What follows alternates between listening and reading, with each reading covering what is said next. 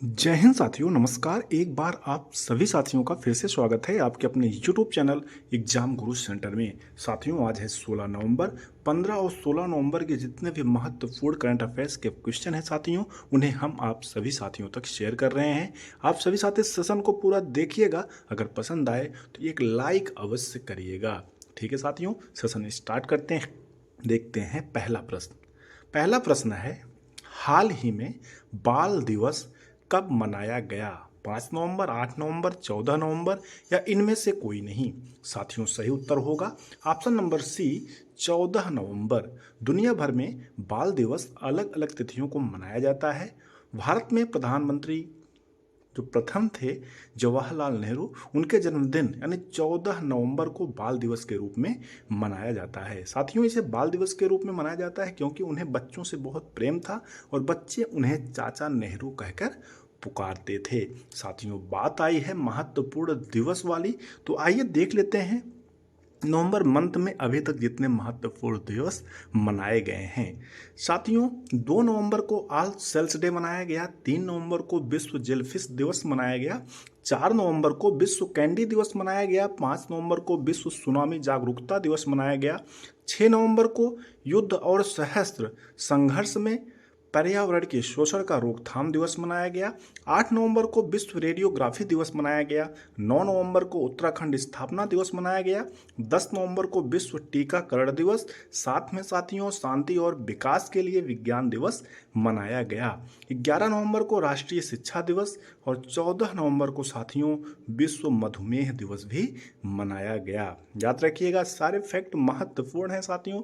All one day exam में एक प्रश्न दिवस वाला अवश्य पूछ लिया जाता है, इसलिए इसे भी याद करते चलिएगा। अगर आप सभी साथी हमारे करंट अफेयर सेशन से जुड़े रहेंगे तो इसको अलग से पढ़ने की आवश्यकता नहीं पड़ेगी। प्रायः हर वीडियो में, हर करंट अफेयर के सेशन में हम इसे रिवीजन करवाते रहते हैं, इसलिए आप हमसे जुड़े रहिए। इसको अलग से आपको पढ़ने की आवश्यकता नहीं पड़ेगी। ठीक है साथियों, आगे बढ़ते हैं, अगला प्रश्न देखते हैं। अगला प्रश्न है, हाल ही में गृह मंत्रालय ने किस बल को पहली महिला रिजर्व बटालियन की मंजूरी दी है? सीआईएसएफ, सीआरपीएफ, एसएसबी या एनआईए? साथियों, सही उत्तर होगा ऑप्शन नंबर फर्स्ट, सीआईएसएफ।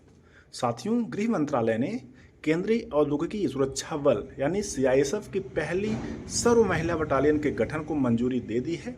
इस ऐतिहासिक निर्णय की घोषणा सीआईएसएफ ने 12 नवंबर 2024 को की। इसका उद्देश्य क्या है साथियों? सुरक्षा क्षेत्र में लैंगिक समानता को बढ़ावा देना, महिलाओं को सीआईएसएफ के मिशन में योगदान के लिए प्रेरित करना, जिससे वे भारत की सामरिक संपत्तियों की सुरक्षा में योगदान दे सकें। साथियों, अगर सीआईएसएफ के बारे में बात करें तो सीआईएसएफ केंद्रीय औद्योगिक सुरक्षा बल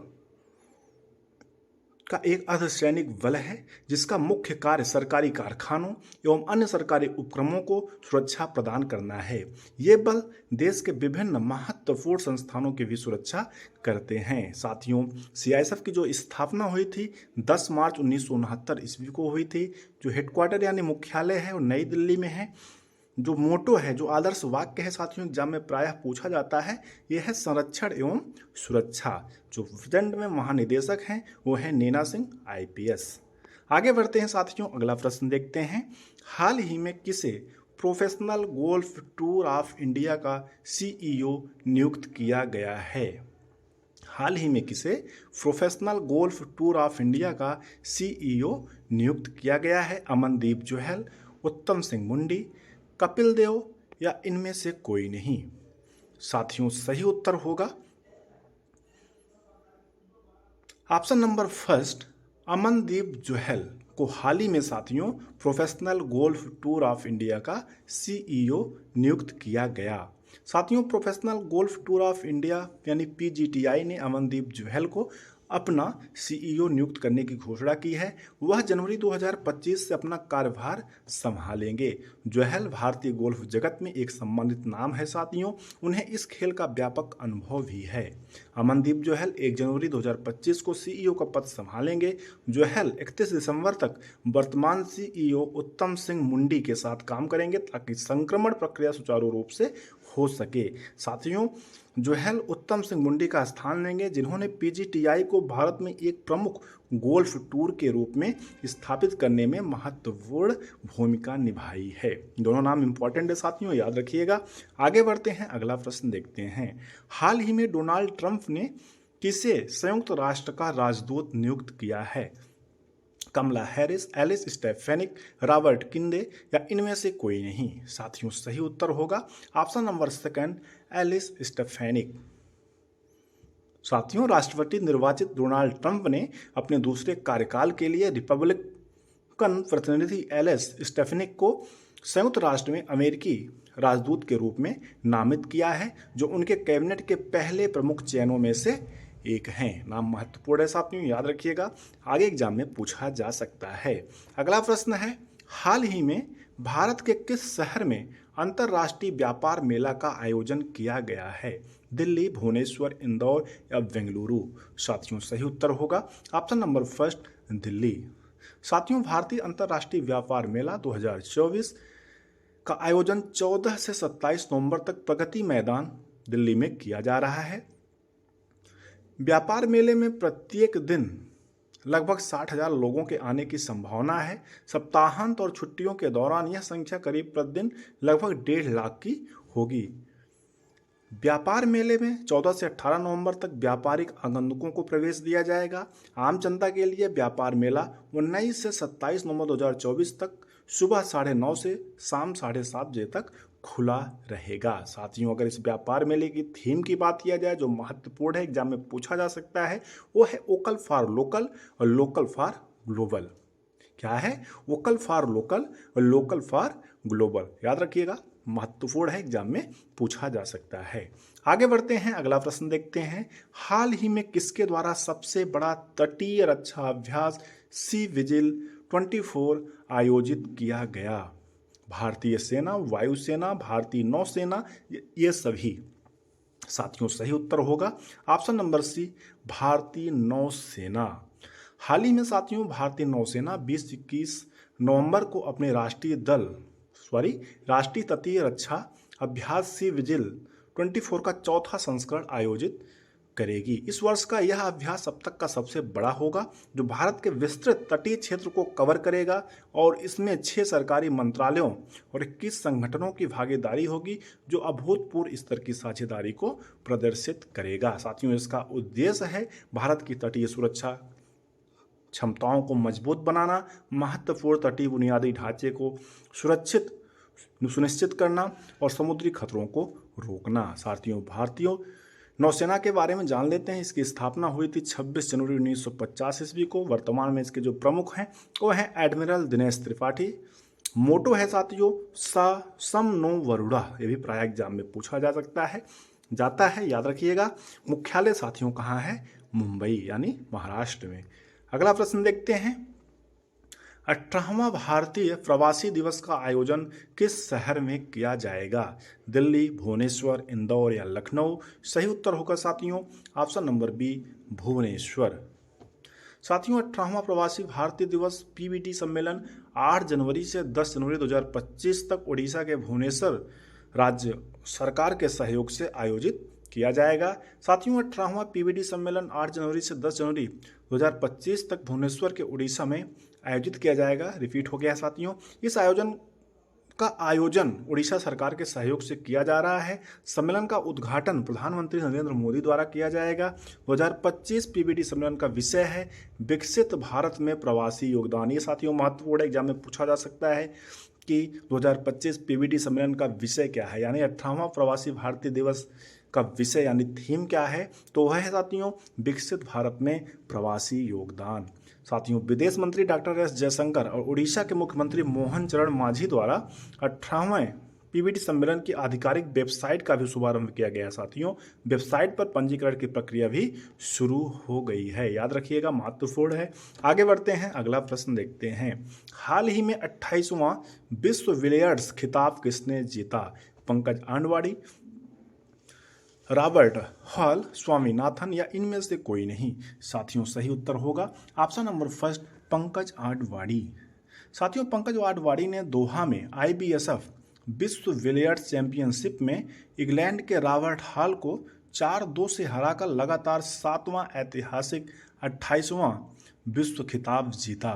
आडवाणी ने एशियाई खेलों 2006-2010 संस्करण में 2 स्वर्ण पदक भी जीते हैं। पुरस्कार बिलियर्ड्स और स्कूनर के लिए अर्जुन पुरस्कार, पद्म भूषण, पद्मश्री भी इनको प्राप्त है। महत्वपूर्ण है साथियों, याद रखिएगा कि 28वां विश्व बिलियर्ड्स खिताब किसने जीता है, तो उत्तर होगा पंकज आडवाणी। अगला प्रश्न है, हाल ही में जापान के नए प्रधानमंत्री कौन बने? शिगेरू इशिबा, फुमियो किशिदा, ताको एट या इनमें से कोई नहीं? साथियों सही उत्तर होगा option number first, Shigeru Ishiba हाल ही में जापान के नए प्रधानमंत्री बने। साथियों जापान की 17 रूढ़ लिबरल डेमोक्रेटिक पार्टी एलडीपी के नेता शिगेरू इशिबा ने देश के प्रधानमंत्री के रूप में एक नया कार्यकाल हासिल कर लिया है। साथियों 67 वर्षीय इशिबा ने सितंबर में पहली बार प्रधानमंत्री के रूप में शपथ ली थी, जब उनके पूर्ववर्ती फुमियो किशिदा ने कई घोटालों के बीच पद को छोड़ दिया था। साथियों सही उत्तर होगा option number first, Shigeru Ishiba. साथियों एक महत्वपूर्ण क्वेश्चन बनता है, जापान की संसद का क्या नाम है? तो याद रखिएगा जापान की संसद का नाम है डायट। एग्जाम में कई बार पूछा जा चुका है। आगे बढ़ते हैं, अगला प्रश्न देखते हैं। हाल ही में किसके द्वारा बोडोलैंड महोत्सव का उद्घाटन किया गया? नरेंद्र मोदी, अरविंद केजरीवाल, अमित शाह या राजनाथ सिंह? साथियों सही उत्तर होगा option number first, Narendra Modi.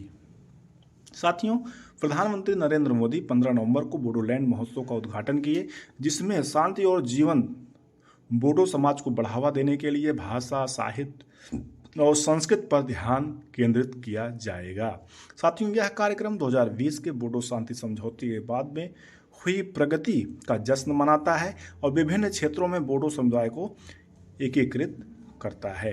साथियों प्रतिभागी जो होंगे वो बोडोलैंड क्षेत्र, असम, पश्चिम बंगाल, त्रिपुरा, नागालैंड, मेघालय, अरुणाचल प्रदेश और नेपाल और भूटान के प्रतिभागी होंगे। महत्वपूर्ण है, याद रखिएगा। साथियों अगला प्रश्न है, विश्व मधुमेह दिवस कब मनाया जाता है? 14 नवंबर, 12 नवंबर, 15 नवंबर या इनमें से कोई नहीं? सही उत्तर होगा साथियों 15 नवंबर, सॉरी साथियों 14 नवंबर। विश्व मधुमेह दिवस जो है हर साल 14 नवंबर को मनाया जाता है। वैश्विक स्तर पर मधुमेह महामारी को बढ़ने के बारे में जागरूकता बढ़ाता है। साथियों इसलिए मनाया जाता है जो वैश्विक स्तर पर मधुमेह महामारी है उसके बढ़ने के बारे में जागरूकता बढ़ाया जा सके। साथियों जो 2024 की थीम है मधुमेह दिवस की, वो है बाधाओं को तोड़ना, अंतरालों को पाटना, उपचार और देखभाल तक समान पहुंच पर जोर देता है। याद रखिएगा, बाधाओं को तोड़ना, अंतरालों को पाटना मधुमेह दिवस 2024 की थीम है, एग्जाम में पूछा जा सकता है। अगला प्रश्न साथियों, हाल ही में किसके द्वारा know your medicine app launch किया गया? डॉक्टर मनसुख मांडविया, अनुराग ठाकुर, निर्मला सीतारमण या इनमें से कोई नहीं? साथियों सही उत्तर होगा option number first, doctor Mansukh Mandaviya. केंद्रीय युवा मामले और खेल मंत्री डॉक्टर मनसुख मांडविया ने खेलों में डोपिंग के खिलाफ लड़ाई को मजबूत करने के लिए know your medicine KYM app का शुभारंभ किया है। यह ऐप खिलाड़ियों, कोचों और पूरे खेल समुदाय को डोपिंग रोकने के लिए जागरूक करने और सही दिशा में मार्गदर्शन देने के उद्देश्य से शुरू किया गया है। महत्वपूर्ण है साथियों, ये भी याद रखिएगा, रेलवे के एग्जाम में पूछा जा सकता है कि केंद्रीय युवा मामले और खेल मंत्री कौन है, ये भी साथियों क्वेश्चन में पूछा जा सकता है। इसलिए जो मंत्रालय हैं लगभग सभी को याद करिएगा। अगर हमसे आप जुड़े रहेंगे लगभग सभी मंत्रालय को हम प्रतिदिन एक एक करके बताते रहेंगे, अपने आप याद हो जाएगा। बस आपको क्या करना है, हमारे इस चैनल को सब्सक्राइब करना है, बेल आइकन प्रेस करना है, जिससे जो भी वीडियो बनती है वो आप तक पहुँचती रहे, आपकी तैयारी अच्छी होती रहे। ठीक है साथियों, इस प्रकार से सेशन कंप्लीट हुआ। हमें उम्मीद है आप सभी साथियों को सेशन अवश्य पसंद आया होगा। अगर पसंद आएगा तो एक लाइक करिएगा, अगर चैनल पर पहली बार आए हो तो सब्सक्राइब करिएगा, साथ में बेल आइकन प्रेस करिएगा, जिससे कोई न्यू वीडियो बनती है तो आप सभी साथियों तक नोटिफिकेशन के माध्यम से प्राप्त होता रहे। Thanks for watching. Exam Guru centre परिवार से जुड़ने के लिए बहुत बहुत धन्यवाद। मिलते हैं नेक्स्ट सेशन में, तब तक के लिए जय हिंद, नमस्कार।